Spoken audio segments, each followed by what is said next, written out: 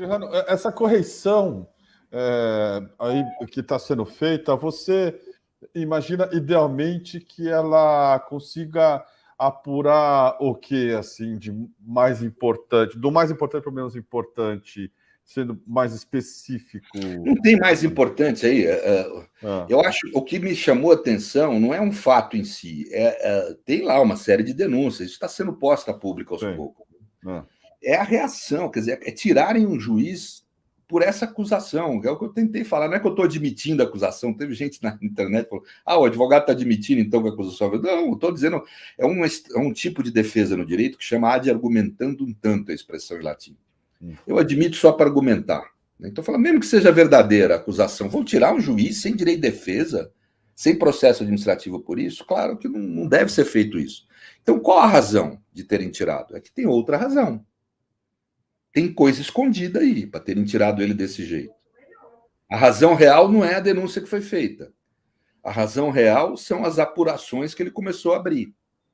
Então, o que me chamou a atenção mais no caso foi essa conduta violenta em relação ao Apio. Fora do normal, fora desproporcional, fora da lei, fora do que a Constituição determina, fora de uma decisão do plenário do Supremo sobre o assunto. Quer dizer, fora totalmente das regras, né, da lei, etc. Um ato de exceção mesmo. Né? Agora, por que isso? Se tudo está tão normal, por que esse medo? Por que tirar o cara desse jeito? Por que tirar ele dessa forma atabalhoada, sem sequer processo aberto? É que havia lá necessidade de uma rapidez. Aí fui eu que provoquei ele, mas o que você estava fazendo? O que você estava fazendo? Aí, às tantas, ele fala, não, estava também olhando 3 bi. Eu falei, pronto, tem que olhar isso aí. Então, não estou dizendo nada aqui, não estou dizendo que foi cometido nenhum, estou dizendo uma estranheza minha com relação a tirar um juiz da carreira sem direito de defesa, sem processo aberto. Os desembargadores sabem que isso é inconstitucional, é contra os direitos humanos, é contra os direitos fundamentais, é contra a Constituição, é contra a lei, é contra a decisão do Supremo, eles sabem disso. Mas fizeram isso mesmo assim, é estranho. Eu acho estranho, eu não acho que isso acaba na discussão do Apio voltar porque não teve direito de defesa. Não, tem que entender o porquê que ele foi afastado dessa forma. Perfeito. Isso é uma manobra no meio de um emaranhado. E a coisa ficou muito pior, a meu ver, quando o Moro vai na Globo e assume que ele que articulou a denúncia contra o Apio, ele que afastou o Apio do cargo, vamos dizer assim. Não formalmente, ele que articulou a denúncia junto ao tribunal que o afastou. Ele assume publicamente isso, quer dizer, não tem nem verdepejo, né? E o tribunal, então, aceitou a influência de um senador que tinha interesse na investigação desses casos que envolvem bilhões de reais. Por quê? Qual a razão de um político ter essa influência no tribunal? Porque ele é um político, ele é ex-juiz, não é mais nada no judiciário. Ele abandonou o judiciário. Ele é político. Por que um político que tem interesse em investigações de casos de corrupção, extorsão, etc., por que esse político tem essa influência no tribunal do país? Por que o Dallagnol não fala isso na fala dele? Por que o Dallagnol não está liderando o movimento para apurar essa questão? Como é que um político interessado em investigações de extorsão, corrupção, desvio de dinheiro, etc., tem tanta influência no tribunal do país ao ponto de afastar um juiz sem processo aberto e direito de defesa? Então é essa questão que está posta, que a gente tem que analisar, a meu ver. Tem um interesse do Apio, que é isso que eu estou procurando defender, de voltar para a carreira. Em alguma vara, em alguma situação, ele precisa do dinheiro, precisa viver. A vida do cara um cara que entra numa carreira de juiz, a vida dele é a carreira. Então, destruíram a vida desse sujeito, eu estou querendo recompor. Essa é a minha prioridade como advogado. Agora, o país tem um interesse aí. Em entender o porquê que ocorreu isso. Perfeito. Não, vai ficando cada vez mais ridículo o motivo alegado, né? Por causa do trote, quer dizer, enquanto o Tony Garcia está denunciando... O cara está investigando questão de bilhões, aí nego vem com história de trote. Isso é papo para boi dormir. O cara recebe denúncia de corrupção, extorsão do Tacla Duran e põe a termo, manda investigar e agora vem com papo de trote. Que é isso? Até agora, o advogado que pediu o dinheiro para o Tacla Duran, em nome dos agentes públicos, eu não estou dizendo que o advogado fez isso de uma forma adequada, Mas até agora o advogado não foi chamado a depor para esclarecer. Até agora. Faz anos isso. Não estão querendo investigar, estão com medo da investigação. Outro dia saiu aí apareceu na mídia aí uma conversa entre Moro e Dallagnol, o Moro defendendo esse advogado com unhas e dentes. Estranho, assim. Entendeu? Então, eu acho que tem que olhar isso aí. Não estou dizendo que tem crime, estou dizendo que tem que investigar, uai. Agora, é um pânico de investigar essas questões, né? Então, aí que eu acho, quer dizer, afastaram um juiz sem direito de defesa porque, no fundo, ele tinha aberto investigação sobre essas coisas. Essa que é a razão. E a esquerda embalou um pouco no começo. A gente estava quieto, né? A esquerda embalou erradamente. Agora estão refluindo. Mas mas o cara é meio louco. Gente, isso é papo para querer. Não vamos ajudar uma operação abafa num assunto desse, né? Deixa eu ilustrar o que você está falando sobre o Zuccolotto, Dallagnol. Posso aqui, em Moro? Num dos trechos, a gente teve acesso também, diz assim, sempre de acordo com o depoimento de Duran, esse é o Dallagnol e o Moro. Zuccolotto disse ainda que seu contato no MPF poderia conseguir que Deltan Dallagnol entre na negociação. Ainda conforme o depoimento, depois da oferta de Zuccolotto, os procuradores Júlio e Robertson Possobon enviaram a Tecla Duran por correio eletrônico um modelo de acordo com as condições alteradas, iguais àquelas indicadas por Zuccolotto e mensagens enviadas a Duran, no Tecla Duran. Ele diz ter cópia das mensagens de Zuccolotto e dessa proposta. Essas condições eram prisão domiciliar e multa menor, e esse é o relato.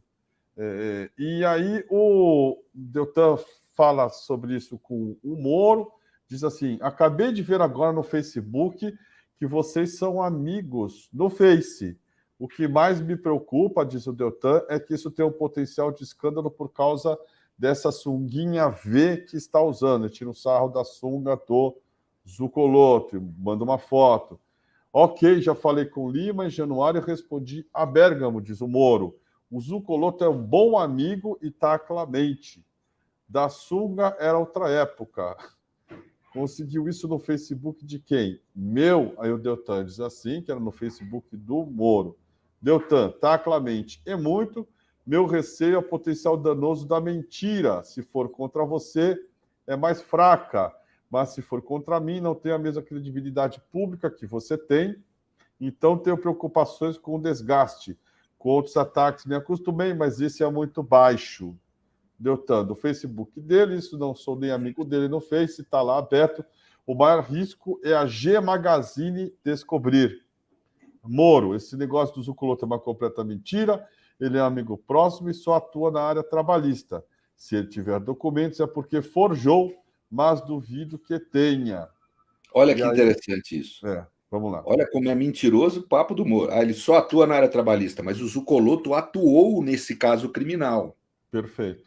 A denúncia do Tacla, que eu não sei se é verdadeira, é de que o Zuccolotto teria oferecido certas vantagens no acordo a ser feito com o Ministério Público e que a minuta que o Tacla recebeu dos procuradores, depois do Zuccolotto ter negociado e ter recebido já uma parte do dinheiro, a minuta contemplava aquilo que o Zuccolotto tinha oferecido. É importante essa minuta porque ela mostra um vínculo entre Zuccolotto e os procuradores. Mas eu não quero nem entrar nisso agora. Estou querendo dizer o seguinte, que um juiz, o que fez o meu cliente, o Apio?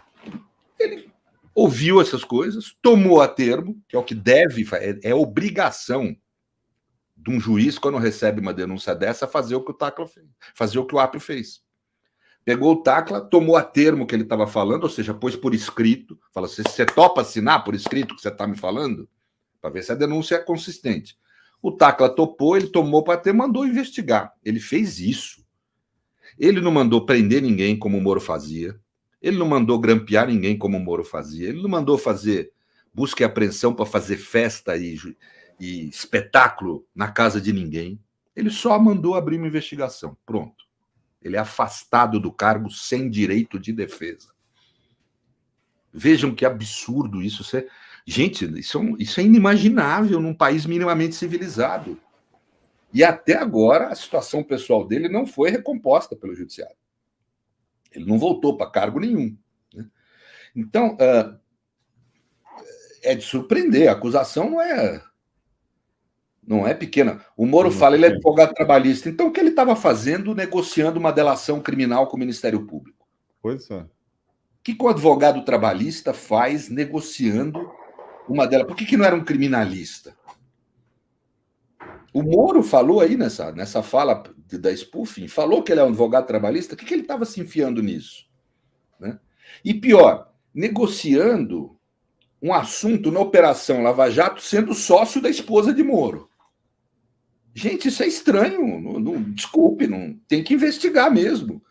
A decisão do Apio foi absolutamente correta. Agora, isso acabou levando ao afastamento dele, que essa é a real razão, não é o papo do trote. Trote, gente, num país que juiz corrupto só é aposentado, nunca é demitido do cargo, né? Você vai o quê? Por causa de um telefonema? E vejam, esse telefonema foi falso, nós provamos isso através do laudo da Federal de São Carlos. Mas nem vou entrar nesse mérito. Essa coisa que eu falei para vocês do Adi argumentando tanto, mesmo que fosse verdadeiro, afastar um juiz por isso.